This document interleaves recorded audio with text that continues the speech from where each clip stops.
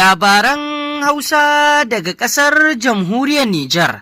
Masu saurare barkanmu da warhaka, barkanmu da sake kasancewa da ku cikin rahotannin labaran Hausa da muke kawo muku daga ƙasar Jamhuriyar Nijar kan abubuwan da suke wakana. Inda a yau muna ranar Laraba 6 ga watan Mayu na shekara ta 2026.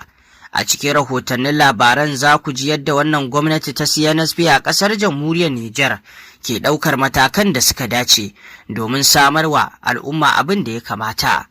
Kamar yadda kuka sani da a umarnin da shugaban ƙasa ya bayar, Janar Darmi Abdurrahman Chani na ayi azumi, kamar yadda ya bayyana, al'umma da dama na ƙasar Jamhuriyar Nijar sun amsa kira kan yin wannan azumi. Ya buƙaci a yi shi ne domin wanzar da zaman lafiya a ƙasar Nijar da kuma ba wa ƙasar Nijar kariya da dukkan wasu abubuwa da suke tunkaro ƙasar. Inda wannan azumi an gudanar da shi sannan an yi buɗe baki, inda manyan mambobi na CNSP kama daga gwamnan birnin Yamai da dukkan ade-ade da dukkan waɗanda suka kamata, hatta ministoci, mambobin CNSP duka sun halatta a babban masallacin Juma'a na Kadafi, wanda aka gudanar da buɗe baki sannan aka yi alkunutu, aka yi saukar Alƙur'ani domin Allah subhanahu wata'ala ya amsa addu'o'in 'yan Nijar ya kuma kawo wa 'yan Nijar ɗauki dukkan wani abu da yake tunkaro Nijar. Allah ya kare Nijar daga shi da ma ƙasashen IOS baki ɗaya. An gudanar da addu'o'i kamar yadda shugaban ƙasa ya buƙaci a Litinin ɗin da ta gabata kowa ya tashi da azumi, yayin da al'ummar ƙasar Nijar sun amsa kira sun yi wannan azumi, kuma an yi addu'o'i, an yi saukar Alƙur'ani bayan buɗe baki domin Allah ya amsa abin da aka roƙa na addu'o'i ga Nijar, cewa Allah ya tsare Nijar, Allah ya kawo Nijar ci gaba, ya magance dukkan wasu matsaloli kama daga 'yan ta'adda da dai sauransu.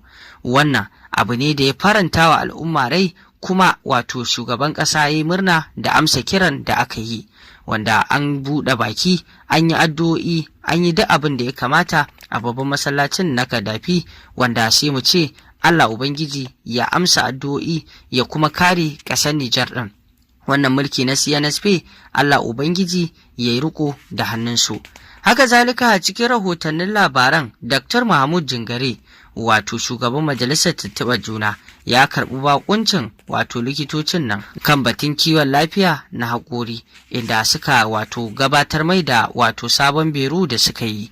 Sai mu ce Allah ya saka da alkhairi bisa wannan mahimmanci na kiwon lafiya da aka samar.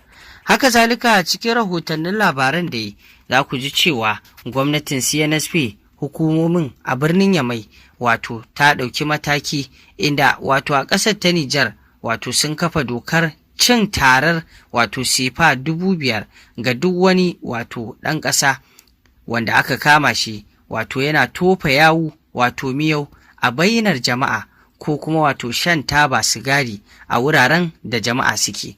Wajibi ne duk wani wanda zai tofar da yawu ya je inda ya kamata ya tofar, ba a ko'ina ba. Haka zalika duk wanda zai sha taba sigari wajibi ne ya je ya sha ta a inda babu jama'a, kar ya cutar da mutane. Kamar yadda muka sani, akwai abin da bature ke cewa first smoker da second smoker. First smoker shine wanda yake shan sigarin, shi kuma second smoker shine wanda yana gurin amma kuma shi ba shi yake sha ba, to wanda yake sha yana buso masa hayakinta, shi ma yana shaka, to da shi da wanda ya shaka da wanda ya sha din duk ɗaya suke, domin duk abu ɗaya za su yi. Illa dai wanda yake zuƙarta ta fi mai illa, amma shi ma wanda ake busawa za ta mai illa. To a dangane da haka ne hukumomin na Yamai suka ɗauki matakin tarar sefa 5,000 ga duk wanda aka kama akan wannan al'amari. A dangane da haka 'yan ƙasa, musamman ma 'yan jihar Yamai ɗin, kowa ya kiyaye da wannan. An ce matakin na daga cikin ƙoƙarin gwamnati na inganta tsafta da kuma lafiyar al'umma, musamman a manyan birane da ke yawan zirga-zirga. Wannan shine matakin da aka ɗauka, kuma ya kamata kowane ɗan ƙasa wanda yake da wannan ta'ada ya kiyaye, domin dai a gudu tare a tsira tare. Matakan da gwamnati ke ɗauka tana ɗaukansa ne domin kiyaye lafiyar al'umma da kuma zama lafiya na al'umma. Haka zalika a cikin rahotannin labaran, babban mai bawa shugaban ƙasa shawara wato wanda aka fi sani da Alhaji Muhammad Sule Ɗanfeti yana ci gaba da wato kaiwa zuwa ga sassa da dama na cikin ƙasar Nijar domin gudanar da saukar Alƙur'ani da kuma sallolin alkunutu domin yin addu'a ga ƙasar jamhuriyar Nijar a bisa wannan ƙoƙari da Ɗanfeti ke yi a yanzu ma wato dai yana ci gaba da zagayawa domin a yi addu'o'i a yi alkunutu domin Allah ya kawo wa ƙasar Nijar tsaro da kwanciyar hankali kuma Allah ya kare wannan gwamnati ta CNSP da ma wato IOS baki ɗaya. Wannan yunkuri ne da ƙoƙari da Alhaji Muhammad Sule Ɗanfeti ke yi wato a matsayinsa na mashawarci ga shugaban ƙasar Nijar Janar Darme Abdurrahman Chani. Wannan mulki na CNSP tabbas wato ya zo da wasu abubuwa da dama wanda za a ce san barka, musamman ma yanda aka dukufa wajen addu'o'i. Kusan za mu ce wannan mulki na CNSP ya nuna wa al'umma wato addu'a tana da matuƙar tasiri, tana da matuƙar muhimmanci. Domin tun zuwan Janar Darme Abdurrahman Chani ake gudanar da addu'o'i wato a koda yaushe a kullum domin Allah ya tsare ƙasar Nijar ya kuma kawo mata ci gaba. To kuma wannan addu'o'i an ga amfaninsu, an ga muhimmancinsu domin abubuwan da aka cimma a Nijar tun hawan shugaban ƙasa Janar Darme Abdurrahman Chani tabbas an ga alfanu da kuma irin mabuɗi na alkhairi da wannan addu'o'i suka samar.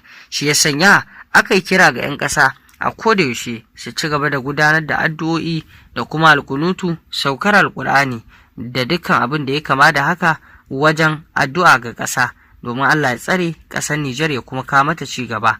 Kuma 'yan ƙasa a kodayaushe suna ci gaba da amsa kiran shugaban ƙasa Janar Darme Abdurrahman Chani wajen gudanar da waɗannan addu'o'i. Tabbas ƙasar jamhuriyar Nijar sai mu ce sambarka, mulkin CNSP ana ƙoƙari domin wanzar da dukkan abin da ya kamata. Shi ya sanya zai wuya kaga wato an yi kwana ɗaya biyu wato a faɗin ƙasar Nijar ba a yi addu'o'in alkunutu an yi saukar Alƙur'ani ba, wanda hakan an ga amfaninsa wato an cimma nasarori sosai da sosai a cikin wannan taƙi da aka shiga wato na rintsi, wanda kuma Allah subhanahu wata'ala yana fitar da al'ummar Nijar daga cikin wannan taƙi saboda addu'o'in da ake yi. Ya ku 'yan ƙasa a ci gaba da addu'o'i, a ci gaba da wato yin abin da yake wato na addu'a da kuma wato neman zaman lafiya ga ƙasar Nijar. To masu saurari, wannan dai rahotannin labaran da muka kawo muku kenan daga ƙasar ta Nijar. Ku ci gaba da bibiyar wannan tasha tamu domin samun ingantattun rahotannin labarai kan abubuwan da ke faruwa a duniya baki ɗaya. Ku dangwala mana alamar subscribing sannan ku danna ƙararrawar da za ta fito wato abone, domin haka ne zai ringa ba ku damar samun labaranmu a kodayaushe da